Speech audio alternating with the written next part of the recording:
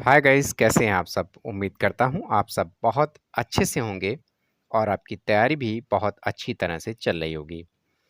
दोस्तों, जैसा कि आपको पता है कि हमारे चैनल पे लगातार आपको आईआरडी से एग्ज़ाम या जो भी आप जनरल इंश्योरेंस का चाहे एग्ज़ाम देने वाले हों या लाइफ इंश्योरेंस का एग्ज़ाम देने वाले हों, सभी प्रकार के वीडियो आपको मिलते रहेंगे।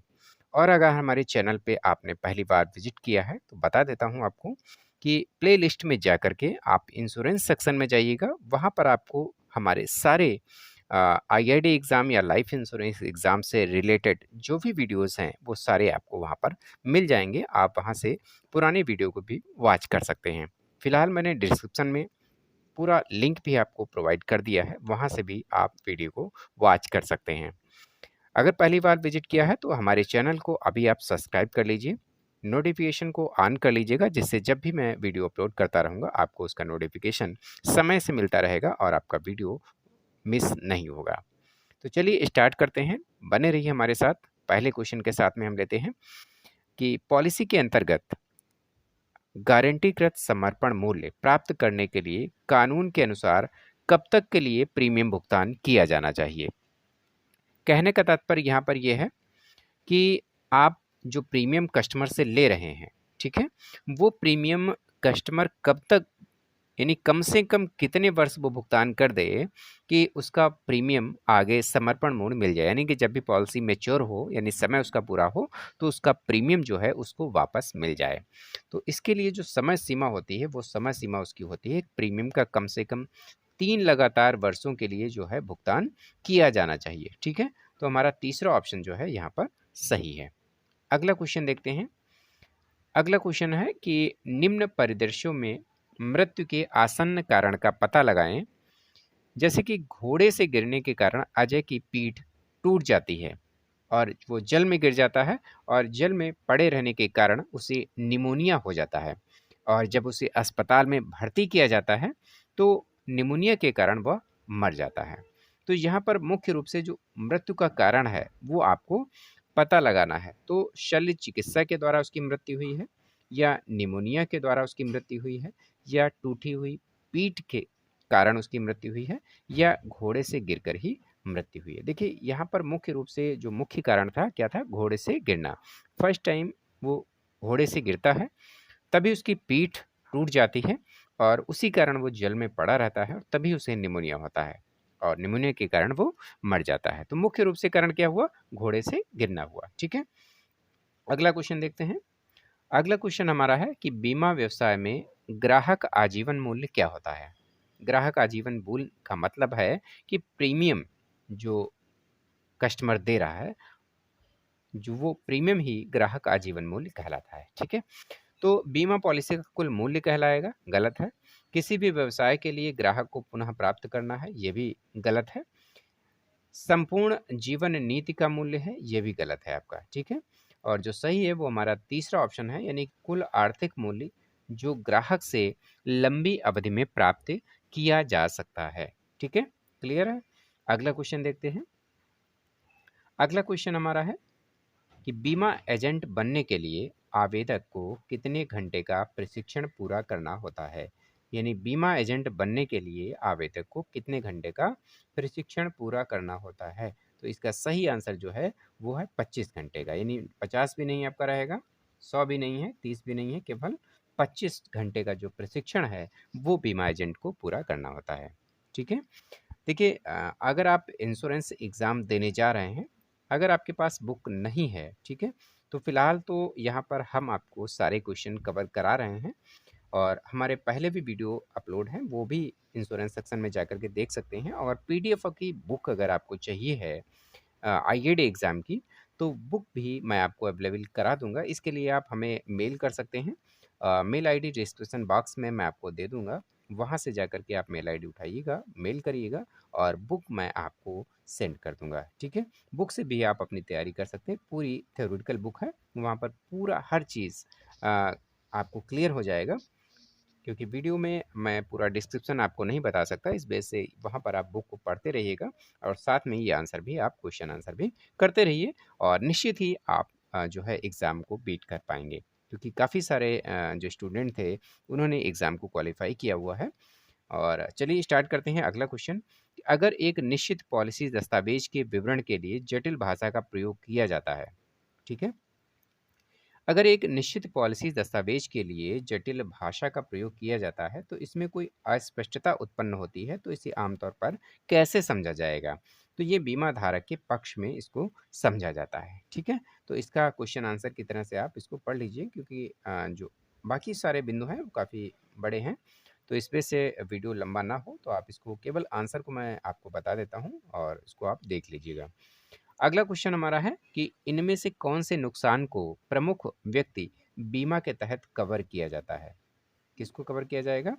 इसमें से कौन से नुकसान को प्रमुख व्यक्ति बीमा के तहत कवर किया जाएगा? देखिए, संपत्ति की चोरी है, ये भी बीमा के तहत कवर किया जा सकता है। विस्तारित अवधि से संबंधित घाटे जब कोई प्रमुख व्यक्ति काम करने में असमर्थ होता है, ये भी कवर किया जाता है। सामान्य देयता ये कवर नहीं किया जाता है। और चौथा ऑप्शन है कि त्रुटियों और चूक के कारण होने वाले नुकसान भी कवर नहीं किए जाते हैं। तो यहाँ पर देखिए, मेरी समझ से पहला ऑप्शन भी आपका सही है और दूसरा ऑप्शन भी आपका सही है। लेकिन यहाँ पर जो इस आपको पीडीएफ में जो आंसर इसका सही है वो है विस्तारित अवधि, यानी दूसरा आंसर आपका सही हो रहा है। तो अगर आंसर आपके दोनों दिए हुए हैं, हो सकता है यहाँ पर तीसरा ऑप्शन न दिया हो, चौथा ऑप्शन न दिया हो, एक ऑप्शन हटा करके उपरोक्त तो दोनों लिख दिए जाएं, है ना? तो दोनों को आपको उपरोक्त तो दोनों ही सही होंगे। लेकिन यहाँ पर दोनों दिए हुए हैं, तो इस पेज से मैं सिर्फ दूसरे को टिक कर रहा हूँ। फिलहाल इसका आंसर आप किसी भी बुक से या पीडीएफ बुक्स जो दूंगा उसमें से पढ़ करके आप देख सकते हैं, अपने हिसाब से अपने विवेक से इसको आंसर को आप करिएगा, ठीक है? अगला क्वेश्चन देखते हैं। अगला क्वेश्चन हमारा है, नीचे दिया गया कौन सा कथन असत्य है? असत्य कथन को ही बताना है आपको केवल। तो ये ध्यान रखिएगा, क्योंकि क्वेश्चन जब भी दिया होता है जल्दबाजी में हम लोग क्या करते हैं, कथन पूछ रहा है असत्य है, कौन सा कथन असत्य है, लेकिन हम सत्य वाले को टिक करके चले आते हैं। लास्ट में देखा जाता है कि वो हमारा आंसर गलत हो गया। तो जल्दबाजी नहीं करनी है, क्वेश्चन को असत्य और असत्य, है ना, इन क्वेश्चनों को आपको विशेष सावधानी से पढ़ना है। क्वेश्चन को ध्यान में रखना है कि क्या कह रहा है, असत्य ही पूछा जा रहा है तो सत्य असत्य को ही आपको करना है, ठीक है? तो पहला देखिए हमारा है, बीमा ब्रोकर जो बीमा धारक का प्रतिनिधित्व करता है, आमतौर पर किसी भी एक बीमा कंपनी को विशेष रूप से सेवा प्रदान करने के लिए कोई संविदात्मक समझौता नहीं होता है, ठीक है? अगला है, बीमा ब्रोकर से सही उत्पाद चुनते समय ग्राहक के हितों का प्रतिनिधित्व करने की अपेक्षा की जाती है जो ग्राहक की विशेष जरूरतों के लिए सबसे अनुकूल है, ठीक है? यह भी सही है। अगला देखते हैं, व्यक्तिगत बीमा एजेंट का प्राथमिक संबंध और जवाबदेही बीमा खरीदार के प्रति होता है, बीमा कंपनी के लिए नहीं होता है, ठीक है? अगला है, व्यक्तिगत बीमा एजेंट बीमा कंपनी का एक प्रतिनिधि है और एजेंट के प्रिंसिपल संबंध से नियंत्रित होता है। तो देखिए, इसका जो आंसर है वो हमारा तीसरा ऑप्शन सही है। बीमा एजेंट का प्राथमिक संबंध और जवाबदेही खरीदार के प्रति होता है, बीमा कंपनी के लिए नहीं होता है। तो ये दोनों के लिए होता है, देखिए, ठीक है? यानी बीमा एजेंट बीमा कंपनी के हितों का भी ध्यान रखेगा और बीमा जो करा रहा है, बीमा धारक है, उसके हितों का भी ध्यान रखेगा। तो दोनों का रखेगा। यहाँ पे एक के लिए कह रहा है, इसलिए ये सत्य है, ठीक है? अगला क्वेश्चन देखते हैं। अगला क्वेश्चन है, ग्राहक को बिक्री सेवा के बाद प्रतिपादन क्या है? एक संगठन के लिए एक दायित्व है। ग्राहक को बिक्री सेवा के बाद प्रतिपादन अगर कर रहा है तो एक संगठन के लिए उसका एक दायित्व होता है, ठीक है? अगला क्वेश्चन देखते हैं कि किस अवधि के दौरान, यानी किस अवधि के दौरान अगर पॉलिसी धारक ने कई पॉलिसी खरीदी हैं और वह इसे नहीं रखना चाहता है और वह इसे लौटा कर पैसे प्राप्त करना चाहता है, ठीक है? तो वो कौन सी अवधि कहलाती है, वो अवधि जो है वो क्या कहलाती है, वो आपको बताना है। तो यहाँ पर देखिए, पहला है फ्री लुक, दूसरा है स्वतंत्र मूल्यांकन, तीसरा है फ्री ट्रायल और चौथा है निरस्तीकरण, ठीक है? तो यहाँ पर जो सही आंसर वो है वो आपका रहेगा फ्री लुक।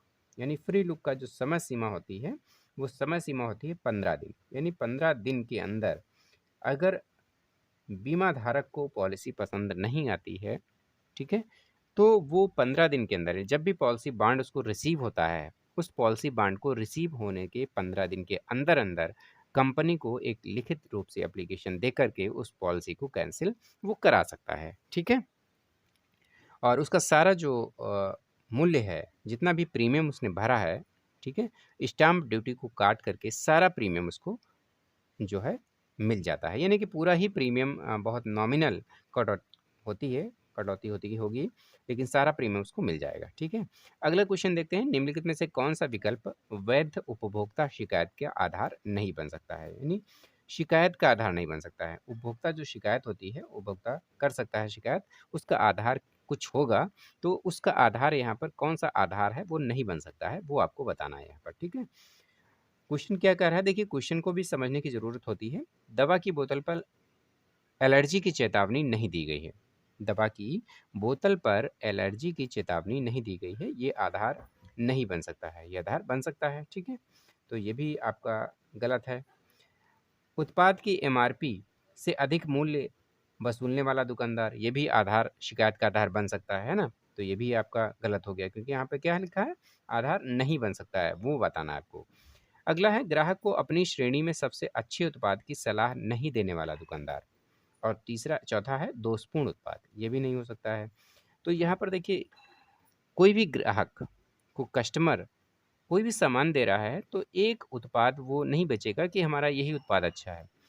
दुकानदार के लिए उसके पास रखे हुए, दुकान पर जो भी प्रोडक्ट रखे हैं सभी उसके लिए अच्छे हैं, और सभी वो कस्टमर को दे सकता है।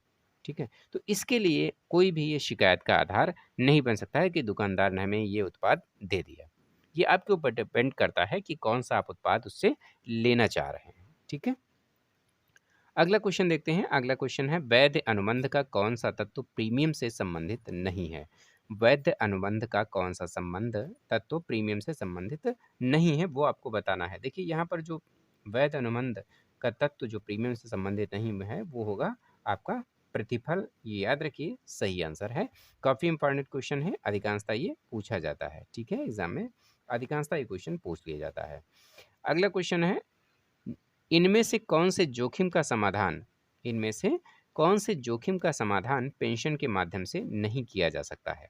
यानी पेंशन जो मिल रही है किसी को, तो उसके माध्यम से कौन सा जोखिम जो है उसका समाधान नहीं किया जा सकता है।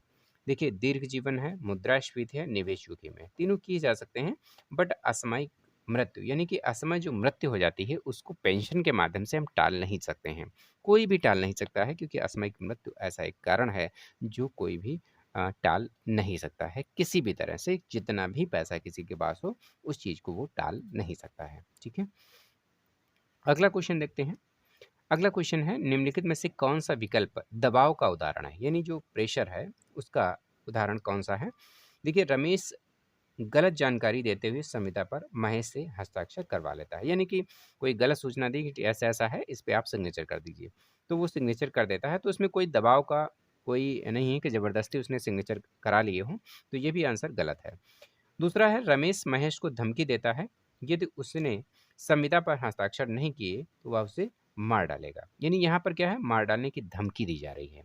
तो यहाँ पर देखिए, विकल्प क्या है, दबाव का उदाहरण है। यहाँ पर प्रेशर बनाया जा रहा है, किससे, मार डालने की धमकी से दबाव बना करके वो सिग्नेचर ले रहा है।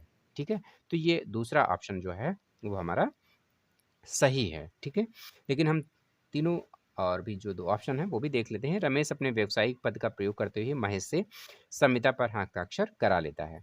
रमेश एक संविदा पर हस्ताक्षर कराता है जिसकी बारीकियों को उसे जानकारी नहीं है, ये भी गलत है।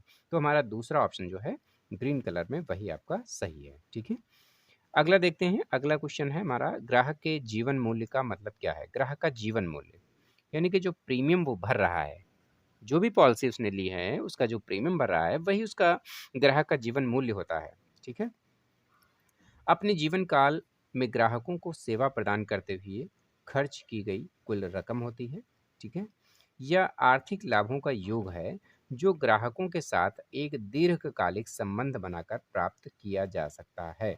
यानी कि 10 साल का टर्म लिया है किसी ने, तो 10 साल तक उसके संबंध आपसे बने रहेंगे, और 10 साल तक आप प्रीमियम का भुगतान उससे लेते रहेंगे। 15 साल के लिए है तो 15 साल तक उससे टर्म आपके बने रहेंगे, संबंध बने रहेंगे, और उससे आप भुगतान प्राप्त करते रहते हैं। ठीक है, तो ये हमारा दूसरा ऑप्शन जो है वो सही है। ठीक है, फिलहाल तीसरा भी देख लेते हैं कि अधिकतम बीमा जो ग्राहक को दिया जा सकता है, ये भी गलत है। अर्जित व्यवसाय के आधार पर ग्राहक को दिया गया दर्जा, वो भी गलत है। पहला भी गलत है, तो हमारा दूसरा ऑप्शन सही है। अगला क्वेश्चन देखते हैं। अगला क्वेश्चन हमारा है, जीवन बीमा के संदर्भ में बीमा योग्य हित कब विद्यमान होना जरूरी है? जीवन बीमा के संदर्भ में बीमा योग्य हित विद्यमान होना कब जरूरी है? या तो पॉलिसी के लेते समय या दावे के समय, जीवन बीमा के मामले में बीमा योग्य हित आवश्यक नहीं होता है, या दावे के समय होता है, या बीमा कराते समय होता है। देखिए, जब बीमा कराएंगे, देखिए पॉलिसी तो आ जाएगी, लेकिन पहले ही आप सिग्नेचर कर देंगे उस पर, उसमें क्या है, क्या चीज़ आपको बीमा में दी जा रही है, वही क्लियर नहीं है, तो ये गलत तरीका है। देखिए, जीवन बीमा अगर आप बेच रहे हैं तो कस्टमर को आपको पहले ही क्लियर करना होगा कि उस पॉलिसी में उस कस्टमर को क्या क्या लाभ दिए जा रहे हैं, कौन से राइडर्स आप दे रहे हैं। कोई कैजुअल्टी हो जाती है तो उस कैजुअल्टी में क्या उसको लाभ मिलेगा, उसके परिवार वालों को क्या लाभ मिलेगा, सारी जानकारी आपको एग्जैक्ट जो भी क्लियर फैक्ट हैं वो आपको पॉलिसी देने से पहले ही आपको क्लियर करने होंगे। तभी आपका कस्टमर का और आपका रिश्ता संबंध जो है हमेशा के लिए बना रहेगा, और भविष्य में क्या है कि कस्टमर के माध्यम से आपको और भी पॉलिसी भी मिलती रहेंगी, तो जिससे कि आपका बिजनेस और भी ग्रो करेगा। तो ये ध्यान रखिएगा, हमेशा याद रखिएगा कि कस्टमर के साथ आप कभी भी झूठ ना बोलें, हर चीज़ जो फैक्ट है वही आप बताएं उसको। ठीक है, तो बीमा कराते समय ही हर चीज़ आपको क्लियर कर देनी चाहिए। ठीक है, तो ये थे 15 क्वेश्चन। क्योंकि वीडियो लंबा हो रहा है, इस बेस से मैं यहीं पे वाइंड अप करना चाहूँगा, और मिलते हैं अगले नेक्स्ट वीडियो के साथ में। तब तक के लिए नमस्कार। हे, कहाँ जा रहे हो? सब्सक्राइब करके जाओ।